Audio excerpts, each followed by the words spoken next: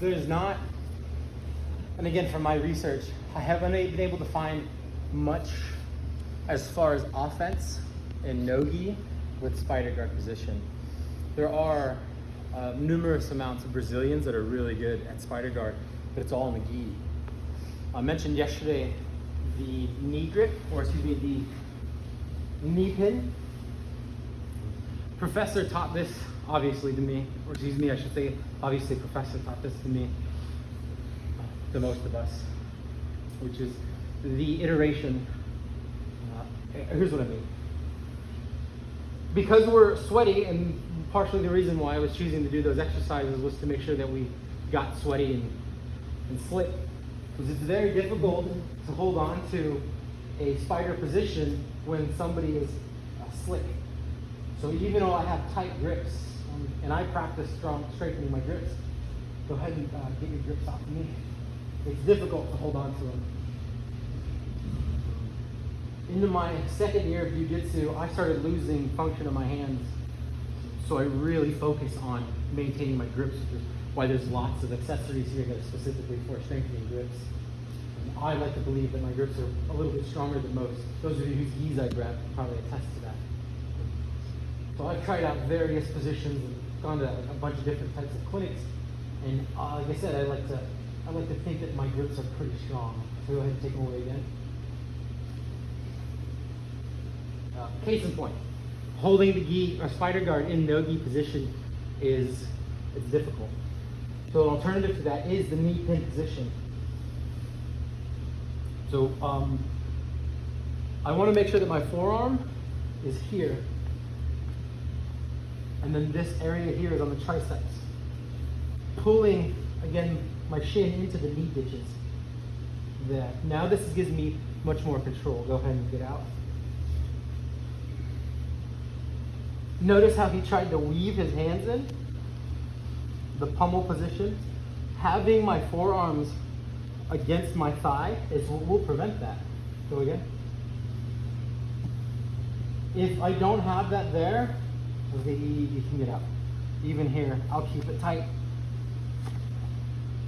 I will keep the knee pin against this ditch and pull the tricep as tight as I can, but keeping a little space there. Now with my stronger arm to just prove the point.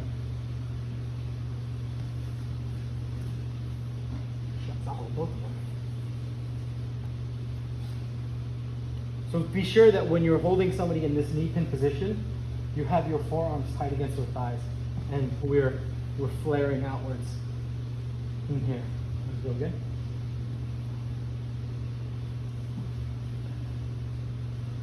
So again, try that out while you're with your partner. Give maybe 2 minutes of that practice. Sucks too. I hope it hurts. Okay. At what point does it become better for you to have your shins spread like out for your opponent to have the arms either in like this or out like that? Have their arms? Yes. Like if you narrow your knees and do it like bridge up, then you'll become it'll be easier for them to get their arms out or no? Yes, notice how the space it opens the space here between my forearm and my thigh if I narrow my knees in. I'm flaring my elbow or my knees out by pushing on his hips this way. You're doing that intentionally? Correct. If I narrow my feet inwards, it creates space in between my forearm and my thigh. I don't want to give him any opportunity to escape. Okay. So the first technique is the Oma-Plata. I don't know what it means. We talked about not maintaining, not allowing the person here to get control, not allowing them to be comfortable where they can begin to strategize. So as I have my positioning here, I want to choose the direction that I want to go into, and that's going to give me the opportunity to kick over. I'm going to kick my leg through and bring my knee up here to his trap or to the center of his spine while putting my arch on his tailbone, and use a very little pressure here to shrimp myself out. Pushing in, pulling out, and here. Getting his foot over. It's imperative that my belly button and my heart are not pointing angled. If you can think about it, you have this center line here. Try to push this center line below his ear. Because this angle here will torque pressure from my hip and my knee onto him. So if I'm here, go ahead and posture up. It allows easy access for him to go forward, or excuse me, to posture this way. I change this angle from here to this direction here, and I start to put pressure on the shoulder. He is going to rise up in this position because reverse, because I'm attempting to demonstrate it. But in a match, you want to be applying pressure downwards over. I will always grab them. I will reach over and I'll grab either here or I'll grab here, and then I'll just put my pressure onto them. Go ahead and posture up now. Much more difficult for him to do so.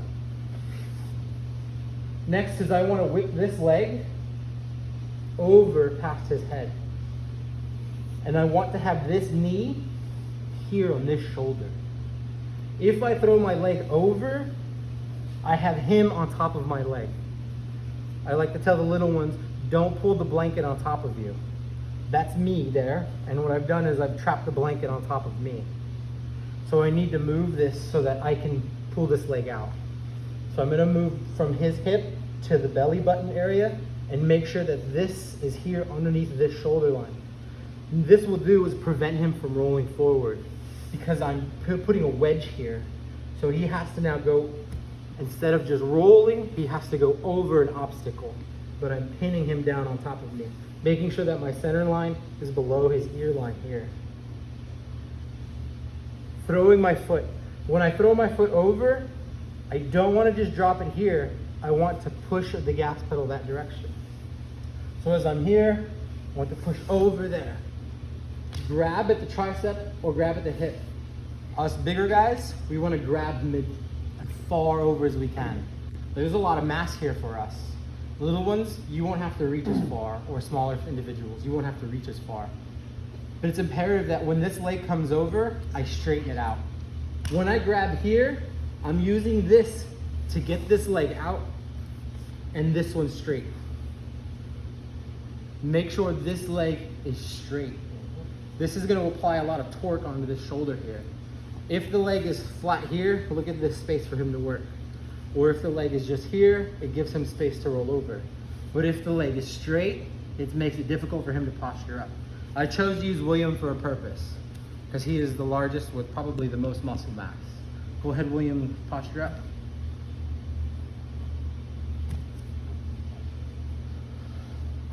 If I lift this foot off the ground, it's just like with our arm bars, it's going to relieve pressure off of him. Go ahead and posture up. Thank you. So instead of windshield wipering my leg over by itself, one thing that I choose to do is use this leg to help me. I will reach over, grab my leg, and it puts more torque on his elbow and on his shoulder, and I point my knees in that direction and my feet that way.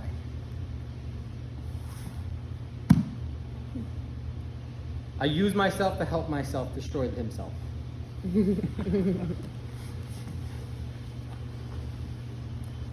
Try it slow. Remember, slow is smooth. And then as you become more proficient by 4 or 5, perhaps one movement will be sufficient for you. Oh, excuse me. I did this to Philip yesterday, and I didn't apologize to him. I put my foot on his face.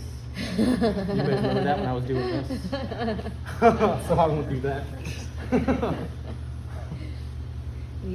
Knee pin, hips in, choosing the direction I want to go in, throwing the leg past, bringing it up, pushing my butt out a little bit, making sure I have torque here, bringing this knee to the front of the shoulder here. I also like to do this so I have a wider base. Bringing the leg over, reaching for the mass, far lat, bringing the foot straight. As the foot's straight, I use my foot to help myself, and I lean over, go underneath the shoulder, or if you want to be cruel, underneath the neck, and then lift yourself up. Now I chose to use William for a very specific purpose. Yesterday we talked about having a corpse grinder sized neck. The Oma-Plata is great because it's a shoulder lock. The larger the neck and the greater mass in this area, the less distance you have to travel to get the shoulder lock. Any questions? Yes, Isaac. At the beginning, whenever you shoot your left leg through, are you maintaining control over his right tricep until your leg is over his back? Mm-hmm. Okay. This is also a transition into Williams guard. Okay, yeah. And for those of you who are familiar with the 10-planet system, rubber guard.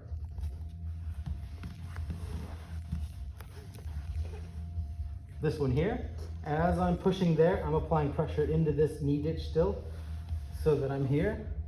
And then I have my knee to the spine, my arch to the tailbone, and pressure clamp. This is the first step of Williams guard. Williams guard goes underneath the shoulder here. So first step of Williams guard. And then the introduction to rubber guard. All of the other cool stuff. Is it underneath the shoulder here? Yeah. Yeah. I used to be able to do that. Yes, you were controlling this, and it's not necessary entirely for doing the Oma-Plata, because now we need to move ourselves perpendicular to this area here. Like I mentioned, I do a backstroke, so it gives me extra pressure to turn that center line down. You can choose to do it if you want. It helps me. Again, here, choosing the side, torquing down, moving the knee or the leg, bringing it over, reaching for that mass, using my leg to help me, foot straight out, using my leg to help me, bringing it over, hooking over. And we're gonna go that direction, between his shoulder and his ear, that direction. Going this way will make me go a lot. I'll have to go a lot further to get it. Going forward, I'm gonna have to lose control of the hip. So as I go forward this way, he can also go forward that way. And then I've lost it. So we wanna go at an angle that direction. And